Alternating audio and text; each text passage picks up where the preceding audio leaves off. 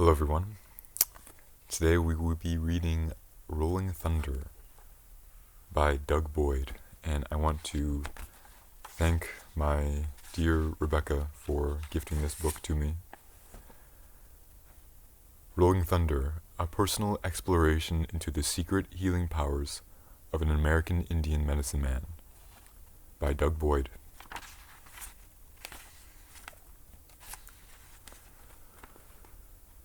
Perhaps I expected a spectacular character in glorious feathers and beads. When I first saw Rolling Thunder, he was wearing a red and white shirt with a native design, plain khaki pants, and an old brown hat with a large eagle feather in it, and he looked plain. He was talking to someone across the room from me. At times he looked aside, squinting, staring into space. I was to become familiar with that squint, that sensitive face, but at the moment my only thought was of stereotypical natives, stoic and plain, with hats, boots, and cheap suitcases going from place to place, looking for work and waiting for buses.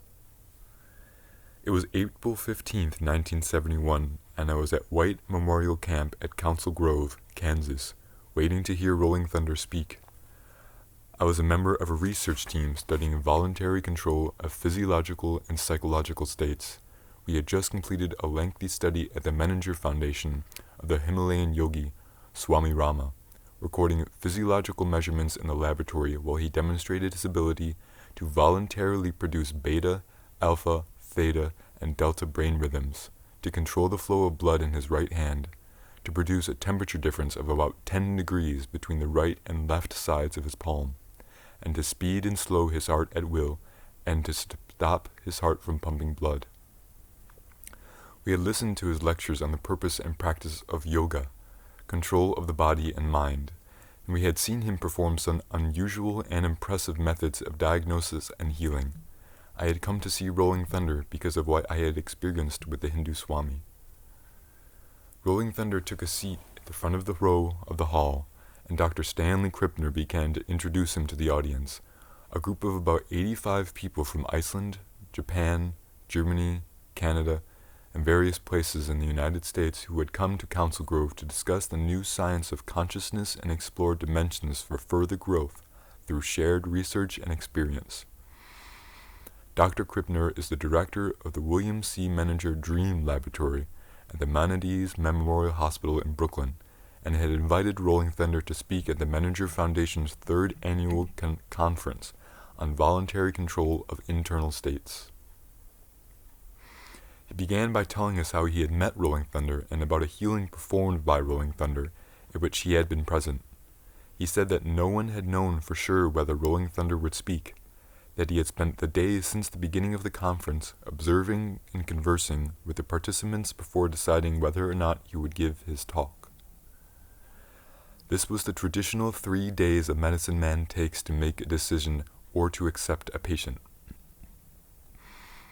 Now, as Rolling Thunder starts a discussion this afternoon, Dr. Krippner announced, he has asked us to adhere to the medicine man tradition. You don't interrupt a medicine man until he's done speaking. After he finishes his talk, he will be happy to answer questions, but while he is in the middle of his talk, please do not interrupt. As I say, this is just part of the tradition. This is the style in which he is used to speaking. It certainly has been a privilege for all of us to have met with Rolling Thunder here at the conference, and I'm glad that he has decided that he will favor us with something to say at the whole group at this time.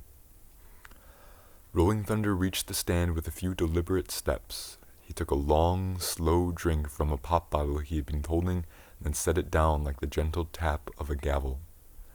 The old brown hat with the eagle feather stayed on his head. I felt it was intended to be there. It seemed as if he was watching himself walk to the stand, take the drink, and then set the bottle down. He lifted his eyes and for a moment watched us looking at him. I felt he knew exactly what he was doing. Well, my friends, he began, I'll speak to you as clearly as possible. This is my first association in spiritual matters with white people, and that's why I was hesitant to come here. Natives out here where I live sit and talk all night long about spiritual things. I want to make it very clear that I will not reveal any of the rituals or sacred ceremonies that are not supposed to be revealed. Those cannot be revealed at this time. American Indians have quite a lot of things that are secret and cannot be revealed. As long as 10 years ago I could not talk to you about any spiritual things regarding the natives, because after the conquest of this continent, those things were hidden. We go by the signs in the times, and they change as we go along. The pattern of life changes, and we were shown about 6 years ago that the time had come when we could travel and mix with white people, and we would find people in different places with good hearts, and we could talk with them. Like I say, this is one of my first experiences on the outside regarding spiritual matters, so things are getting a little better. Some of the young white generation out there are different from the older generation. They like natives, they like people, and they like for us to come and talk with them. I'm one of the very few that seem to speak that high English, as they say. In my home country, I often have to speak for my people. They have to talk with Indian agents, judges, and district attorneys when they have troubles, and I'm the one that has to do that. But I was born to be a medicine man. Many people ask me how you become a medicine man. You don't just hire out. You don't just read a book or go to school. It doesn't come that way. I've had some people tell me they'd like to be a healer. Well, maybe so. So I've had many people that tell me they'd like to be a medicine man. But I want to point out this is something I've never talked about before, the pathway they follow and some of the things involved, and it's not easy. In the first place, you have to be born for it, and some people have asked me how you know. How do the bees in the hive know the queen bee? The natives know. They said we know our own, and you know your own. We don't do anything that shows, and we don't do anything for show. No amount of money in the world can buy the medicine of the traditional native. I had one fellow, a white fellow, fly to my country a while back. He was the son of the president of a big company in New York. He came to me in a private plane and offered me $10,000 to cure some red bumps he had all over his back. He asked if I could cure him, and I said, "Yes, I can cure you." He said, "Well, will you?" I said, "No, not now. You can come back from 1 year from today, and maybe I'll doctor you if you talk to my helpers first and bring tobacco when you come." And I also said, "Withdraw your offer of $10,000. There are some things in this life that you cannot buy, and the American Indians live according to that standard. We can't go to the drugstore and buy our medicine. You cannot come and buy a medicine man. You can either take his case or he cannot take it. He's the most independent person in the world, and I'm not overstating this. He's the only person who can walk off of a field during a battle or walk out of a meeting any time he chooses. It is not to be obnoxious, because that's just the way it is. We answer to one sovereign and one sovereign only, and that's the Great Spirit himself all over. We walk in his path, and that's the only way we can help preserve others, and the only way we can help ourselves. So I couldn't doctor that man who offered me the $10,000 cash if I had wanted to. If I had, I would have been wrong, and I would have suffered greatly because I had done a thing like that. But immediately the next day I doctored an old man who was paralyzed, had been for years, and the doctors and hospitals had not cured him. He gave me this medallion which I appreciated more than the $10,000, and it has my name in the beadwork, Rolling Thunder. There in Council Grove, Rolling Thunder spoke for the first time to psychiatrists, psychologists, and physicians about the long and difficult path of spiritual pursuit and training from birth through apprenticeship to becoming a healer. He told of the process of self-realization, of seeking and knowing one's own identity. He talked about self-purification and cleansing and related some of his own personal experiences as a medicine man. He talked about nature, about plants, animals, and all the inhabitants of the earth, and how mankind's strength and ultimate survival depend not upon an ability to manipulate and control, but upon an ability to harmonize with nature as an integral part of the system of life. I listened to Rolling Thunder through intermittent thoughts of Swami Rama. I felt in Rolling Thunder that same sense of total, unwavering focus on the moment, the same focus I had often felt from Swami Rama. Rolling Thunder had the same orderly system of awareness and discipline that was often manifest in the remarkable power and beauty of the Swami. Moreover, Rolling Thunder expressed ideas and concepts that I had heard from spokespersons from India, Japan, and Tibet. He said there was a law of nature that causes all things to be balanced, a law that says that nothing comes for free, that all things must be paid for, that all wrongs must be righted. Teachers from all over the world have spoken of this law of karma. Rolling Thunder told me how medicine men and other practices communicate without words. Practitioners of all times and places, from witch doctors to shamans to yogis, swamis, and sages, have all had this ability.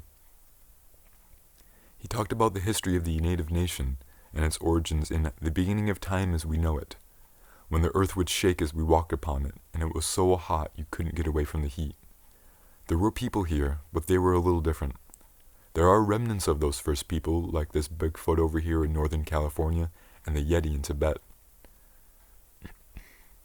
Some of these ancient peoples come here in ships to escape from a land that was sinking into the South Pacific. Some of them, he said, are still here, and we know who they are.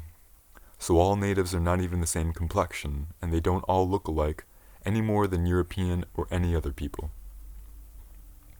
We have meetings once a year in Hopi country, under the ground in Kivas, where representatives of all tribes, medicine men and chiefs come together. Then our sacred writings are brought out, read and interpreted. There are many different languages and tribes, he continued, yet we communicate very well amongst ourselves. We have ways of communication too that I think you might understand. For instance, I met another medicine man in Quebec, Canada, named Peter Mitten. I met him in New York at a meeting of the Iroquois, but when we met we didn't talk. We didn't need to. There are others the same way, and I've also met traditional people from the Far East and from Africa and the West Indies. If they are on the same spiritual level and they reach a certain stage of development, they don't have to talk. In the old days when two native chiefs would meet on the trail, many times they never talked. I remember when I was growing up, a lot of the old men sat out in the sun and never talked. But they communicate very well, better than we do today, sometimes because they understood each other. He talked about herbs, which he called helpers, and I told how, when he goes to gather herbs, he can feel them before he sees them. Often herbs just appear where they are needed. Weeds, he said, don't exist. We call plants that we don't want weeds, but to Rolling Thunder, all plants have a purpose that should be respected. He said that plants live in families and have tribes and chiefs. When someone goes to gather herbs, he pays his respects to the chief by making an offering. Then he actually speaks to the plant, saying that he is about to take a number of the group, but no more than is needed and for good purpose. The need and the purpose are primary. Peyote is another agent helper whose purpose is good, but it can be misused through misunderstanding. He talked about receiving the power of certain animals and certain reptiles by taking their lives with his bare hands and taking their power within himself, even the poison of the rattlesnake, and then never taking the lives of those creatures again. And when it is necessary to kill an animal for food or clothing, apologies are made to that animal for having to take its life, and every part of the animal is put to good use. There is no wanton slaughter among the natives. Then he talked about making water into medicine. This, he said, was something he could give to us, something of those who were listening might someday find useful in the right time and place. I'll tell you a few things that you can take with you. You can start with this. You can take a glass of water and pray over it and make medicine out of it. A lot of times the natives will be caught with no medicine, and they want to cure a fever or something like that. They'll take a glass of water, pray over it in the morning when the sun's coming up. When the sun's rising in the morning, vibrations, what you would call vibrations, of the earth, we call it the Great Spirit's power, are the strongest then, and they're bringing in forth new life. When the sun starts to rise, we make our prayer, and when you see the bottom of the sun, that's when it ends. Let the rays of the sun hit that water, and you can make the medicine out of it if you want to do that, and you need that medicine. Rolling Thunder offered us the idea that experiments do not cause things to happen. Events are caused by their natural causes. There is no experiment other than a real situation. The example of the water illustrates the predicament of contemporary science in dealing with native medicine. How can science make any valid test of American Indian medicine if it is too scientific to include all the conditions of the real situation? In this case, the real situation includes the need for an unordinary result and the belief that the need will bring that result. It includes a certain attitude toward the sun and the earth and all of nature. It includes a certain viewpoint about the relationship between the sun, the earth, and the healer, the glass of water, and it includes a feeling about the conscious presence of the Great Spirit. Absent from the real situation are skepticism and judgment.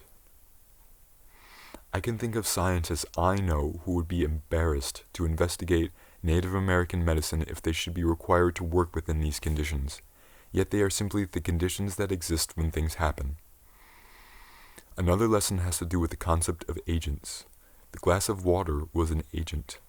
I did not learn all about agents at Council Grove that day, and I have not learned it at all in his writings. But Rolling Thunder remarks about the glass of water began that learning. Now you can start with this. You can make medicine if you want to do that, and if you need that medicine. When Rolling Thunder spoke of herbs, he called them helpers. I was thinking about plants producing pharmacological results by virtue of their biochemical makeup. What Rolling Thunder was talking about, however, was the way a person thinks about and speaks to these plants. Perhaps the chemistry is beside the point in certain cases. The water that becomes a powerful medicine would likely remain water in a laboratory. No doubt most doctors would conclude that whatever medicine and their effects might be attributed to a glass of water must be all in the mind. This, I think, is the part of the truth about agents. I'm beginning to think that all of one's condition, including one's body and one's environment, is in the mind, and that the changes that take place in the external world first occur in the mind. If this is so, it is possible to think of agents as media through which mental changes are focused onto the external world. In the months that followed the conference in Council Grove, I saw Rolling Thunder accomplish many extraordinary external changes, in which a variety of things, including the pure tobacco smoke from his pipe and even a small black bug, played important roles. I will be able to sense what these things are and how they work when I see how the glass of water relates to the sun, the earth, the mind, the right ritual, and the right need for the medicine. Much of what Rolling Thunder said would have seemed incredible to the Western intellect. Yet this Native American gave voice to thoughts and ideas that would have been common knowledge for centuries amongst his people. However strange and unusual his words might be to contemporary Western researchers, they were not at odds with ideas that have come out of many other cultures.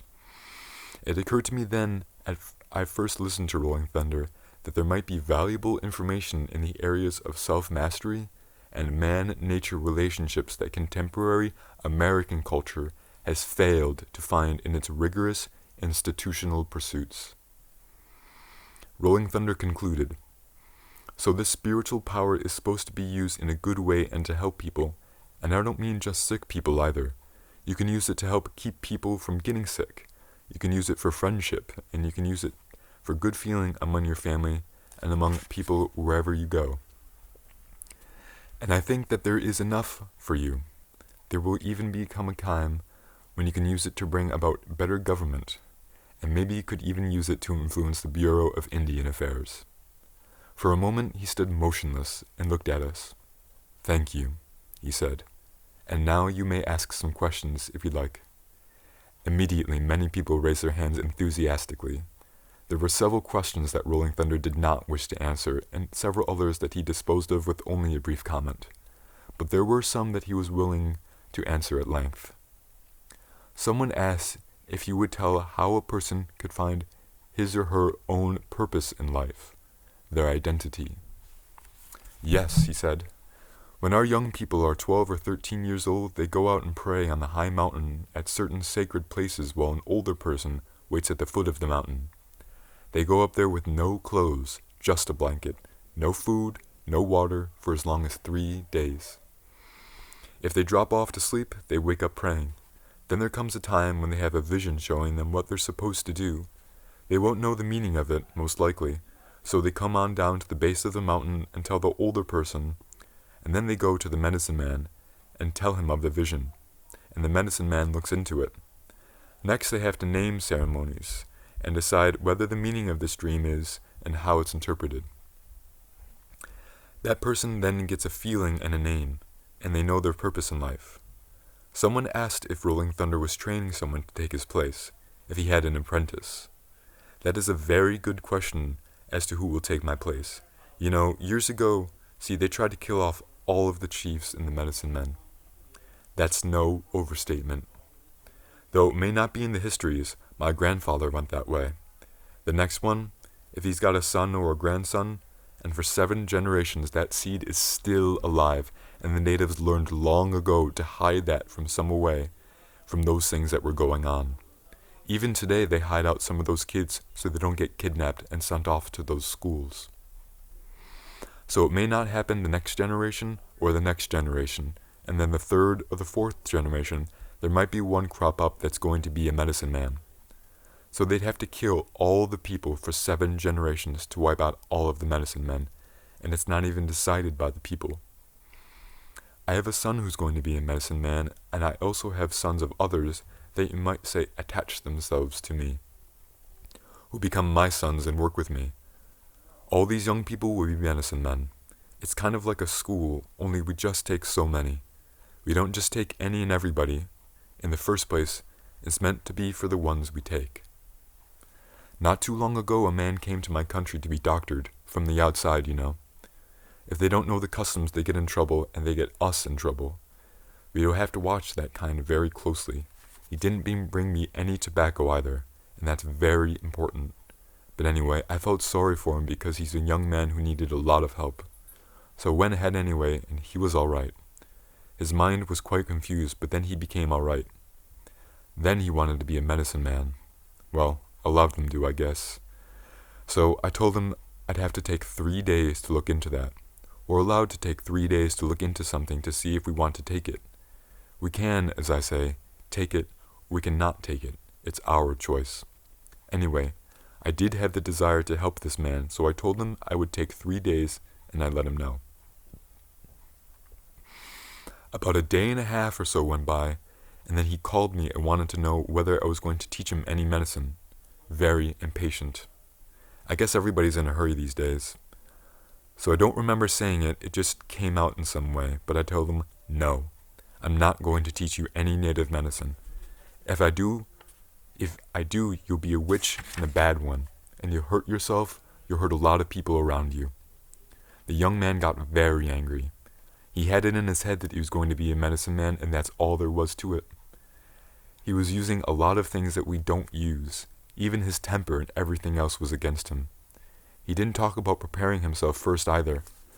So anyway, he left my home, and he went to live with another family, and he took the man out to doctor him the way he had seen me doctor. Tried to copy my methods. Nobody could steal my medicine. So the young man who was doing the doctoring, his hair and his eyebrows caught fire, and that should have been a warning to him. Well, they finally put him on the plane out of the country before he could get into any more trouble. He lost his job, and he lost his band that he was working with, broke up, and a lot of things started to happen right away. I'm sure he won't make that mistake again. People began asking about diseases and rituals. Rolling Thunder said, I can't tell you at this time. Wait until after the medicine ceremony tonight, and I might talk a little bit more. Rolling Thunder had offered to perform a healing ritual for a young man who was a participant in the conference and had been injured in a soccer game just before coming to Kansas. He had been kicked with a spiked shoe, and the hole in his leg had healed over and become infected underneath. There were many doctors at this conference, but there was no medical equipment, and some of the doctors thought the injured man should be taken to a hospital. Rolling Thunder had looked at the wound, and during the 3 days since the beginning of the conference, while he was deciding about his talk, he had also decided to treat the young man's leg. He had decided that the native medicine ritual should take place that evening at 7 o'clock in the hall where the talk had been given. When the lecture and the questions ended, there were less than 2 hours before the ritual. Supper was soon to be served in the dining room. "I was wondering if someone could get some raw meat from the kitchen," Rolling Thunder said as people began to leave the room. "I'll need about a pound of raw meat in a dish and a large basin with about an inch or two of water in it. Could someone have these things here by 7 o'clock? That is the end of chapter 1. Niawa. Thank you all very much for listening.